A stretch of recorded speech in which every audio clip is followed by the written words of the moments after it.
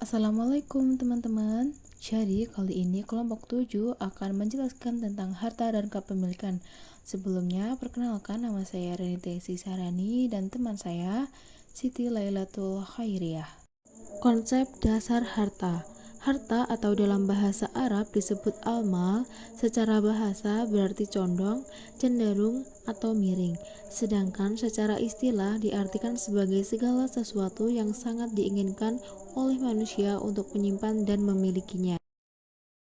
Selanjutnya yakni kedudukan harta. Yang pertama yaitu harta sebagai amanah.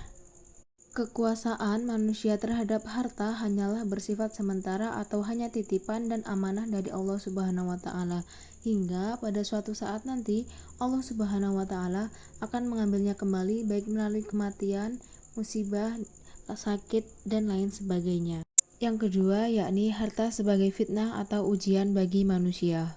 Allah Ta'ala memberikan karunia-Nya berupa harta tidak hanya sebagai anugerah, namun juga sebagai bala atau ujian untuk mengetahui apakah hambanya termasuk orang-orang yang bersyukur atau termasuk orang yang kufur. Yang ketiga yaitu larangan memakan harta orang lain secara batil atau tidak benar. Yang keempat yaitu harta sebagai sarana berbuat kebajikan. Berdasarkan penjelasan dalam tafsir Jalalain, ayat tersebut berisi perintah kepada dalam melakukan sedekah, infak, dan zakat harus dengan sesuatu yang baik, di mana bentuk sedekah itu bisa berupa barang, sayuran, buah-buahan, dan bentuk lainnya.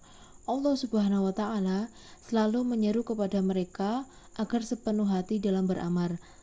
Keikhlasan beramal dapat ditunjukkan dengan menginfakkan sesuatu yang baik. Dan yang terakhir yaitu harta sebagai perhiasan. Selanjutnya yaitu fungsi harta.